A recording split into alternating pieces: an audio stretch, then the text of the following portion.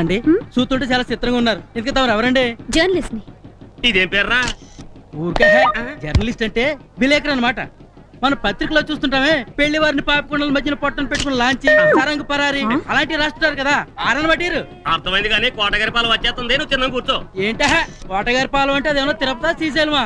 1.25 పల్లెటూరులో అదొకటి. కూతురు పెళ్లిన వెంటనే పసుపు బట్టలతో అల్లుడిని కూతుర్ని కోటగారి పాలెం తీసుకొస్తానని మొక్కున్నాడండి మా మామ. అంటే ఆ ఊళ్ళో ఎవరైనా దేవత ఉందా? దేవత లేదు, దెయ్యం లేదండి. అదో పిచ్చి చూడి మనిషి. నేను రాను పోరా అంటే నేను సోమరం చేయను పోరా అన్నాడండి మామ. మరి మనకు ఆ మ్యాటర్ ముఖ్యం కదండి. చెప్పేస్తున్నాడు. అక్కడికి నేను రానని చెప్పానండి. చెప్తే ఊరి మీద అమ్మాని ఉండొచ్చు, మనిషిని మరి అది పిచ్చి ఉండకూడదు. ఏదో ఊరు ఏదో మనుషులు చిచ్చి ఏదో పేసులు మీరు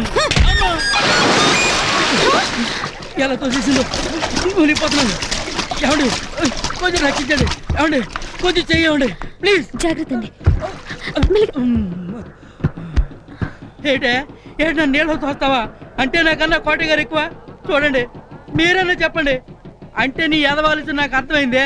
నీకు భయపడిపోయి కోటగారి పాలెం కాసి కట్టి గొప్పదని అంటాను నీ ఉద్దేశం. సత్యాన్ను నువ్వు తొక్కిన తన్న సత్యాన్నే. నాకే కానీ పవర్ ఉంటే కోటగారి పాలెం పళ్ళుల్లో పెట్టి పాకిస్తాన్ ఫ్రీగా ఇచ్చేది. మనిషి అన్నాక మంచి గడ్డ ఉండాలి. చూడండి ఎలా తోసేసిందో. అదేంటమ్మా పెళ్ళి ఒక్కరోజు కూడా కానట్టుంది. అప్పుడే మొగుడంటే అంత అలుసా? భర్తను అలా నీళ్ళలో తోసేస్తావా? అసలు అతను ఏమన్నాడని అంత కోపం? ఏమన్నాడనే చూడమ్మా.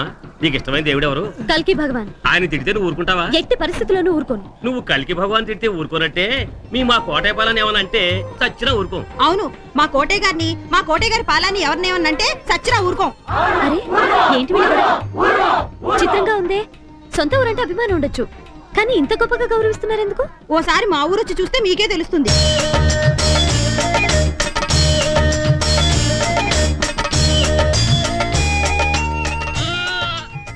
కాలు జరుగుతుంది జాగ్రత్త అమ్మగారు. తెలుసులే సత్యరాజు కూతురికి ఇంత నీకేట్రా బాబు.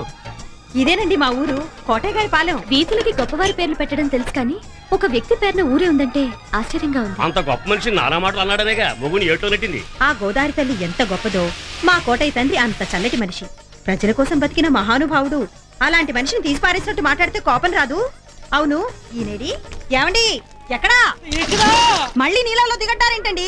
ఏమైంది? మళ్ళీ మీ ఊరిని తిట్టేసరి ఎవడో ఏదో నీళ్ళలో తోసేసాడు. టీ కావాలా? రారా ఇలా రారా.